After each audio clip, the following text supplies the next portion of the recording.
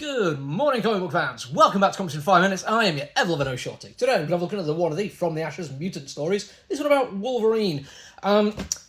It's worth pointing out that I am going to be spoiling some little bits and pieces in this review. Nothing too major. I don't think there's like any major plot developments going to get spoiled.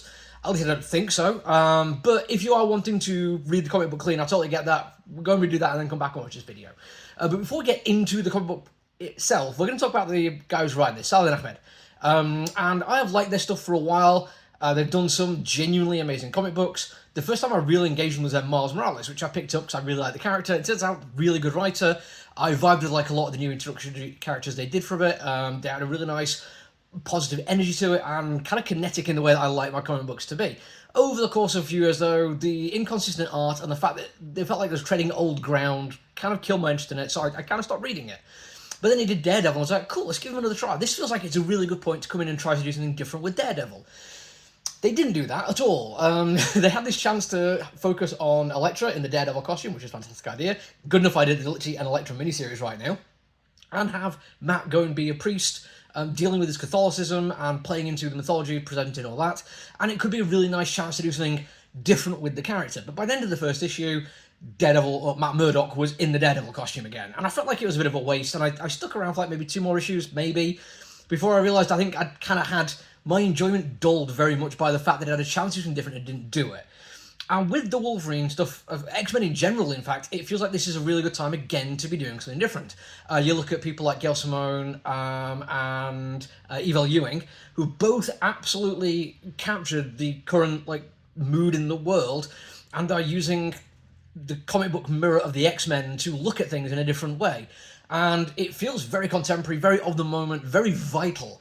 And when Wolverine has turned up in them, get that sense of that too. Like, he's done being part of this team, not specifically just any team, but being the uncle, the cool uncle, the one who's there with these age-old wisdom who will go in and save you. And he's, don't get me wrong, there's a little bit of it which bugs me because it's like, oh, all the people I care about die, and I'm like, yeah, dude, you're over 100 years old. That's what happens when time passes. People die.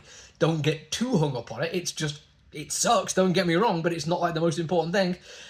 But I can see the fact that he was moving away from that would be a good chance to do a new retelling of the character. And it starts really effectively with him literally running with a pack of actual wolves in the Great White North of Canada. And I'm like, okay, cool. Not this is a cool idea that I really think is worth exploring. I could see like actually being a fun way to tell a Wolverine story for a while. The artwork is spectacular. Ka-Pow does a brilliant job.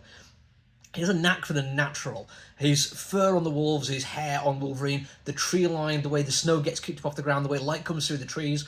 I mean, there's so much to love about this. And when we get into later bits of it, we get some really nice kinetic moments in the combat, which is really well done. And one particularly lovely moment showing a body in motion and totally understanding how foreshadowing and dynamism works and that kind of thing. Sorry, not foreshadowing, foreshortening. Really, really good grasp on anatomy and how it would look from a certain angle when it's moving towards you. Genuinely cool.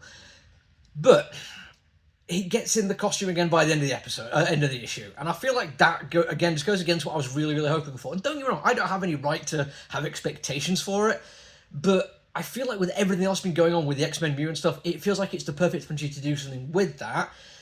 But it's just wasted when Nightcrawler turns up looking amazing in a woolly jumper and matching beanie, and just gives him his old-fashioned yellow costume, and like 2 pages later he's like, oh well, I said I'd never do it, I'd said I'd never go back, but I guess I'm going to put the costume on. And he goes and beats the crap out of somebody who it turns out is somebody who's there from his childhood, like again over 100 years old, who's tied in as an enemy from past, and also has adamantium, and it feeling very much like this is just going through the motions of what you'd expect from a Wolverine comic book. And again, I'm just falling into that Saladin Ahmed thing of just a fantastic chance to do something cool and bold and unusual, and then doesn't do that. Just goes straight back to status quo, literally as fast as he possibly can go. And I feel like that's just not just a waste of a character, which I can't say I'm a big fan of, but I do like the freedom to do something different with it.